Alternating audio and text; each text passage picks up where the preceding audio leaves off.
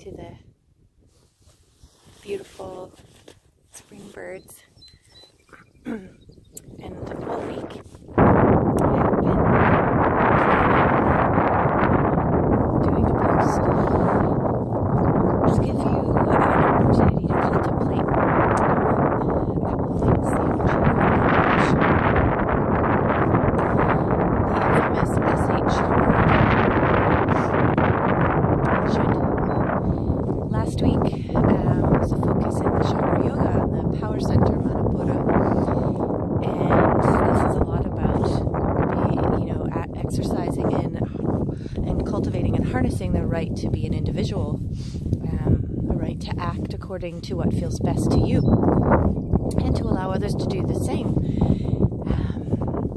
to hold your power, your personal power, with grace and integrity.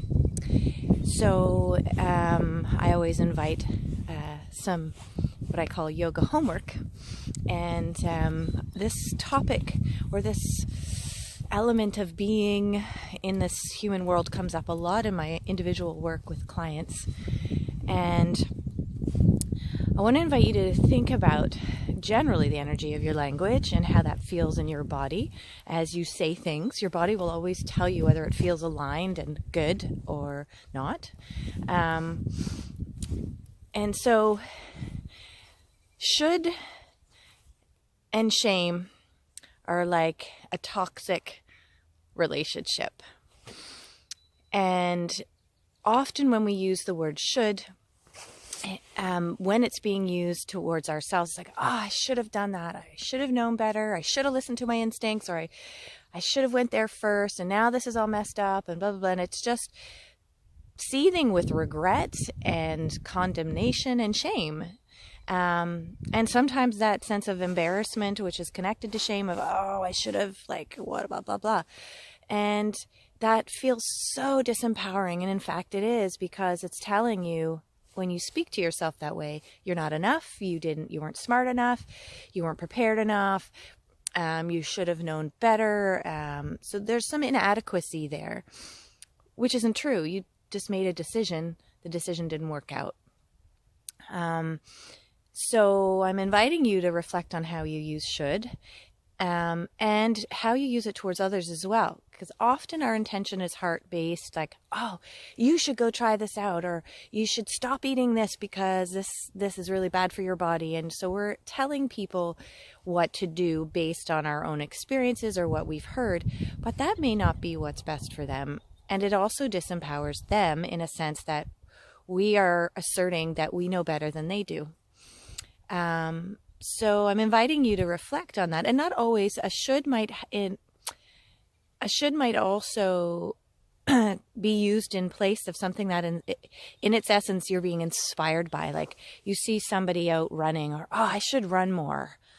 But the tone in which you use it with yourself is very indicative of whether you're shaming yourself or whether you're feeling inspired. So it's like, I see that. Yeah, I should do that more. That looks like so much fun. Or, I should be running. I know it's good for me and I can't get out of my own friggin' way. Completely different vibe, completely different energy, and it does impact your psyche.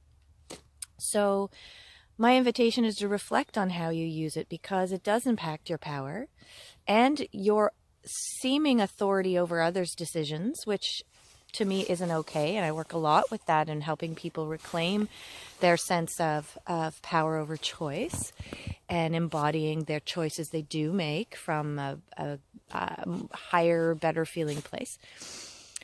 And replace it with could. I could do that.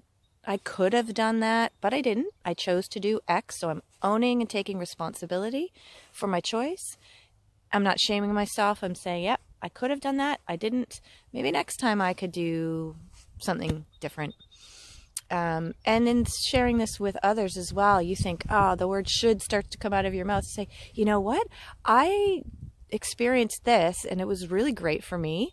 So you could potentially try that. In denoting their option. It's their choice ultimately. So I'm inviting you to reflect on that and play with it and actually see how you feel when you use those words yourself. Feel into your body when the word should comes out. Practice a couple things that you often say to yourself. I should be better at this. I should have done this more. I should do this less. And see how it feels. Because if it doesn't feel good, it's not. Replace it with could and see how that feels. And I would bet any amount of money you immediately will feel different in your body. Should, connected to shame. Could is connected a lot more to choice. So on this spring Sunday after the new moon, a few days past, I invite you to reflect on moving forward with this new frame of reference. And if you want to work more with things like that, contact me. I love doing the coaching around this sort of thing. And we also, can explore energy work as part of that too.